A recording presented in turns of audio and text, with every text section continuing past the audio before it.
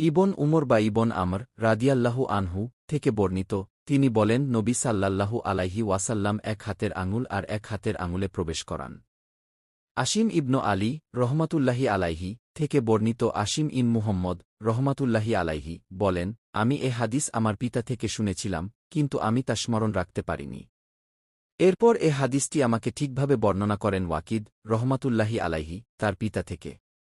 তিনি বলেন, আমার পিতাকে বলতে শুনেছি যে, আবদুল্লাহ ইবন আমর রাদিয়াল্লাহু আনহু বলেছেন যে, রাসূলুল্লাহ সাল্লাল্লাহু আলাইহি ওয়াসাল্লাম ইরশাদ করেন, হে আবদুল্লাহ ইবন আমর, যখন তুমি নিকৃষ্ট লোকদের সাথে অবস্থান করবে, তখন তোমার অবস্থা কি হবে?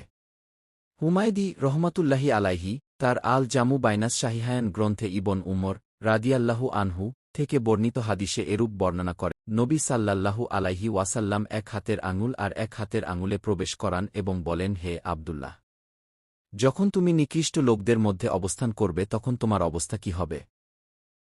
তাদের অঙ্গীকার পূরণ করা হবে না ও আমানতে খেয়ানত করা হবে এবং তাদের মতানৈক্য দেখা দিবে। আর তারা এরূপ হয়ে যাবে এবং তিনি এক হাতের আঙুল আর এক হাতে প্রবেশ করান। আবদুল্লাহ রাদিয়াল্লাহু আনহু বললেন, কি ইয়া রাসূলাল্লাহ সাল্লাল্লাহু আলাইহি ওয়াসাল্লাম, তখন আমি কি করব? তিনি বললেন, যা তুমি শরিয়াতসম্মত বলে জান তা গ্রহণ কর, আর যা শরিয়াত বিরোধী বলে মনে করবে তা বর্জন করবে। আর তুমি নিজকে নিজে বাঁচাবে, আর সাধারণ লোককে তাদের অবস্থার উপর ছেড়ে দিবে। উমদাতুল কারি 4 খপি 260, সহিহ বুখারী 464।